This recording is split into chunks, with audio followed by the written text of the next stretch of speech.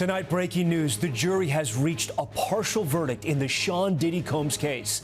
We'll take you inside court. What Combs did when he learned the jury had already reached a verdict on 4 counts after just 2 days of deliberating.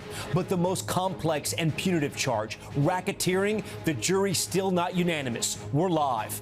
Travel nightmares, severe storms, crushing travel along the I-95 corridor, ground delays and ground stops at airports along the East Coast. Thousands of delays nationwide. Our inside look at the mad dash to keep millions traveling on time. Plus, beaches shut down across multiple states due to high levels of bacteria. What you need to know to stay safe this week. Alligator Alcatraz, President Trump on hand at the opening of a migrant detention center in the Florida Everglades, greeted today by protesters. Our cameras capturing the alligators officials say will act as natural deterrents. President Trump's mega bill now goes to the House, the vice president casting the tie-breaking vote. The moment captured by our team, highlighting the GOP divide as the Trump and Musk feud erupts again. The president threatening Doge will look into Musk. And a fentanyl bust like you've never seen before. We'll show you the undercover sting to catch Chinese nationals selling the raw chemicals needed to produce the deadly drug. This is NBC Nightly News with Tom Yamas. And good evening. We come on the air with breaking news tonight. A federal jury has reached a verdict on 4 charges against Sean Diddy Combs, but not all. Now the judge has asked the jury to keep deliberating, but leaving us all to wonder how they decided. The jury indicating the lone charge they could not reach a unanimous verdict on, racketeering. Sean Combs' lawyers circling their client and hugging as the world awaits word of what the jury, comprised of 8 men and 4 women, decided.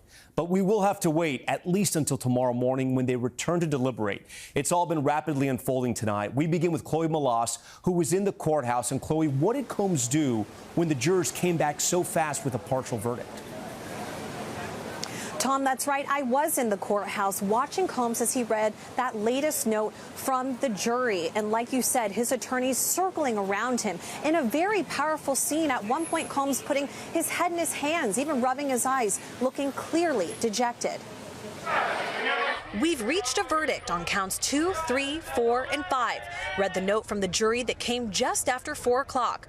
But we cannot reach a verdict on count 1, they wrote, because some jurors have unpersuadable views. That means they've reached a unanimous decision on whether Sean Diddy Combs is guilty of sex trafficking and transportation to engage in prostitution.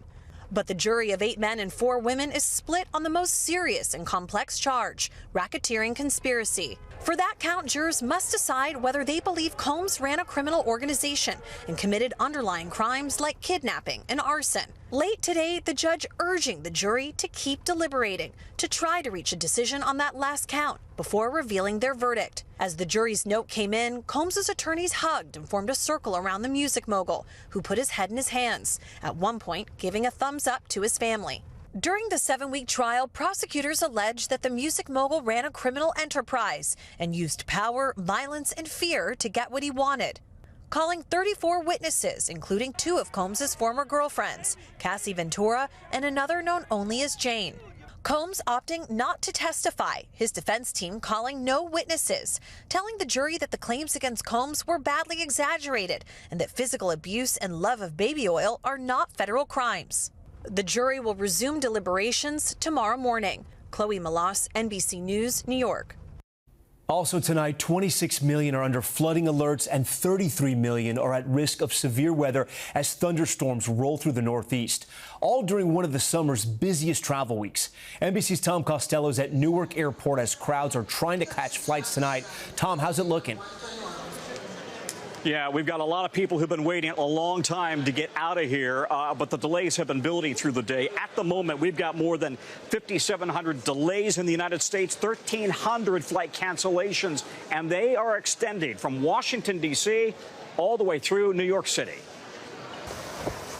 Tuesday evening and day 2 of severe weather tearing into the I-95 corridor, with D.C. and Virginia getting sheets of rain, heavy flooding in Maryland and New Jersey, hours-long ground delays and ground stops at all 3 New York area airports, and Philly, Baltimore, and D.C., with delays building nationwide. Ethiopian 509, give way to Air India to disconnect on spot 26. You may disconnect on spot 27. Inside United Airlines Newark Ops Center, a tightly choreographed ballet. Newark is United's busiest East Coast hub, 760 departing and arriving flights every day. As we start to see the weather impacts start to build up out here to the west, so some of our west fixes are going to get hit.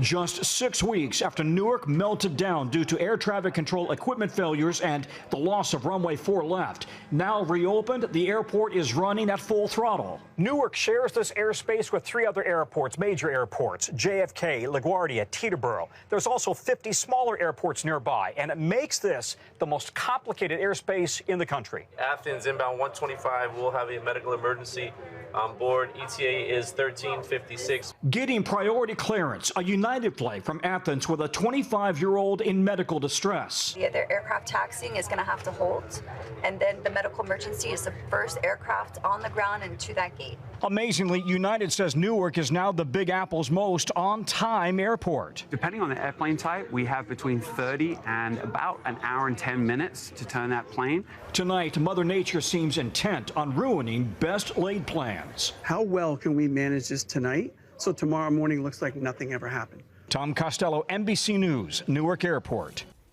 And the holiday travel colliding with a mounting public health crisis, closing beaches across the country just ahead of the 4th of July.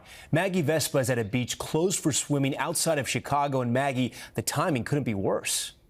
Yeah, Tom, exactly. At least 17 Chicago area beaches are closed tonight due to high bacteria levels. We're also tracking closures in at least 5 other states, from New York to California. Of particular concern is Vibrio, a bacteria that occurs naturally in coastal waters and can spike amid extreme heat or heavy rain, causing serious, even potentially life-threatening infections in those who swallow the contaminated water or swim with open wounds. Public health officials pleading with people to heed these beach closures and adjust holiday plans as needed. Tom. Maggie Vespa with that alert tonight. Maggie, thank you. Now to Washington and that big victory for President Trump. His massive budget bill narrowly passing the Senate. But tonight there's still a divide among Republicans. Ryan Nobles is tracking it all for us. Tonight, the dramatic moment. Vice President Vance breaking a tie vote. The vice president votes in the affirmative. The bill as amended is passed. In a major win for President Trump, the Senate narrowly passing what he calls his big, beautiful bill, which extends the Trump tax cuts, increases border security, and eliminates taxes on tips and overtime. As President Trump would say, promises made, promises kept. But 3 Republicans and every Democrat voting no. Republicans passed the biggest tax breaks for billionaires ever seen. Ultimately, it came down to Alaska Republican Lisa Murkowski, who negotiated a special carve-out for Alaska to soften the blow of the changes to Medicaid, drawing the ire of Kentucky's Rand Paul, who voted no. They chose to add more pork and subsidies for Alaska to secure that. We pressed Murkowski. Senator Paul said that that your vote was a bailout for Alaska at the expense of the rest of the country. Oh, my God. That's what Senator Paul said. My question was easy. Senator, we've got I'm just asking for your response. My response is I have an obligation to the people of the state of Alaska, and I live up to that every single day. Now the bill goes back to the House. President Trump optimistic.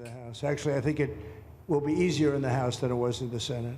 And responding to new criticism of the bill from Elon Musk, who says it's full of, quote, insane spending.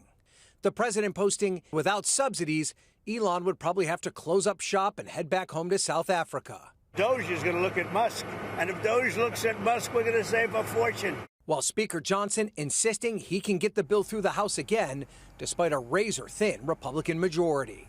A lot of work ahead, but that's the job, so we'll get it done.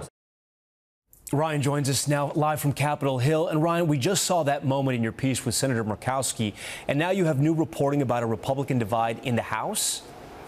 Yeah, that's right, Tom. House conservatives have said that they are unhappy with the changes that the Senate made to this bill. But GOP leaders are confident that with President Trump's help, they will get the votes they need to get this bill passed by Friday. Tom. Ryan Nobles for us. And President Trump was in Florida to tour a new migrant detention center he's dubbed Alligator Alcatraz, calling it a blueprint to speed up his mass deportation efforts. Gabe Gutierrez is there. Deep in the Florida Everglades, tonight President Trump says this massive migrant detention camp built in just 8 days has an unusual deterrent to prevent any escapes. Don't run in a straight line. Run like this. He calls it Alligator Alcatraz. It was meant more as a joke, but the more I thought of it, the more I liked it. With gators clearly visible outside, NBC News getting a first look inside. The partnership with the state has been great, right? Acting ICE Director Todd Lyons telling us the goal is to keep detainees here no longer than 2 weeks, where they can appear before a judge and be deported from the camp's existing runway. How would you respond to critics who think that this is not where immigrants should be housed?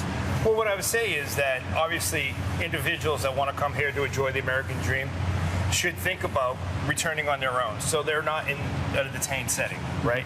President Trump was elected pledging to deport the record number of migrants who crossed into the U.S. under President Biden. I ran on the issue of illegals, and we have to get them out. According to data reviewed by NBC News, almost half of those currently in ICE custody have neither been convicted of nor charged with a crime. Is the administration still going after the worst of the worst? We are. The administration stresses the priority is violent criminals, but anyone who is here illegally is breaking the law. Through the course of another law enforcement investigation, we do come across people that are just here illegally. We will no longer turn a blind eye to that. Still, environmental groups are suing. Get the hell out of our Everglades. While Trump supporters are cheering this detention center. I think it's great. Get the holes out of here. The Department of Homeland Security says this center will be paid for by FEMA funds the Biden administration previously used to house migrants, including in New York City. Nationwide, ICE's detention space is at 140% capacity. So the president says this center could be a blueprint for other states. Gabe Gutierrez down in Miami for us. Gabe, we thank you. And when we return, we take you inside the fentanyl trade, tracking the supply chain from China to Fiji to America with DEA informants. Our exclusive access. That's next. We are back now with our exclusive access into a DEA sting that led to the arrest of 2 Chinese nationals for their roles in America's fentanyl crisis. Prosecutors say they sold the raw materials used to make the deadly drug. Here's Stephanie Gosk with that video. Come to China. This was no friendly call. I'm looking up to fate to make up to 50 to 55 kilos of the final products. It was a drug deal, according to federal prosecutors. The video exclusively obtained by NBC News. The executives worked for a Marvel Biotech, a China-based company that sold fentanyl precursors, the raw chemicals used to make the deadly drug.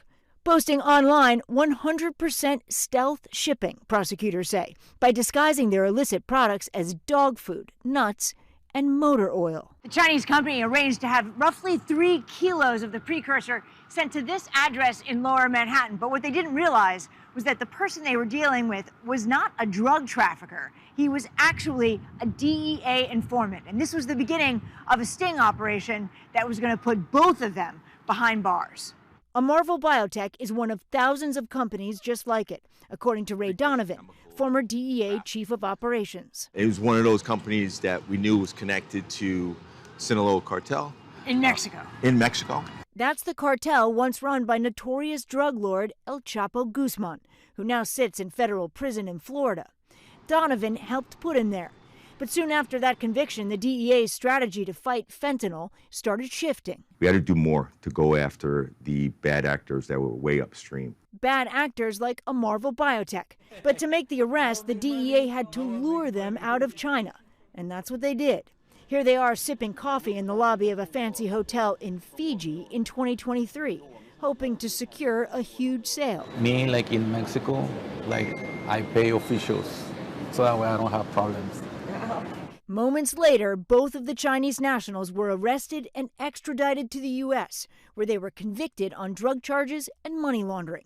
They will be sentenced in August. How were you able to get these 2 particular people out of China to meet you in Fiji? Money. So it always comes down to greed. But Donovan says going after these companies is a game of whack-a-mole, and the U.S. needs China's help. How can cooperation with the Chinese government affect this fight against fentanyl? The cooperation with the Chinese government will immediately, overnight, impact the entire industry. That quickly? Yes. With that, Stephanie Goss joins us in studio. Stephanie, you said it there. We need China's help. So are they helping? Well, last week, Tom, the Chinese government banned the production of 2 fentanyl precursors. But Donovan told me that that was pretty superficial. And there was a congressional report last year that said that the Chinese government was actually providing tax breaks. To some of these companies. Wow. Yes. All right, Stephanie Goss for Stephanie, we thank you for that. We're back in a moment with the heat wave complicating so many American summer trips to Europe. Even the top of the Eiffel Tower forced to close. And check this out, the incredible sight in the sky. What did beachgoers here experience? Stay with us. We're back now with the scorching heat waves hitting Europe. The heat climbing to nearly 100 degrees Fahrenheit in Paris today, forcing the Eiffel Tower to close its summit early due to the extreme temps. France's National Weather Service issuing the highest red alert for Paris right now. And take a look at this, a rare cloud surprising beachgoers in Portugal. It's known as a roll cloud. Look closely. Weather experts say this rare formation makes it look like the sky is rolling horizontally. You don't see them very often, but when you do, they tend to occur around thunderstorms. That's Nightly News for this Tuesday. I'm Tom Llamas. Thanks so much for watching. Tonight and always, we're here for you. Good night.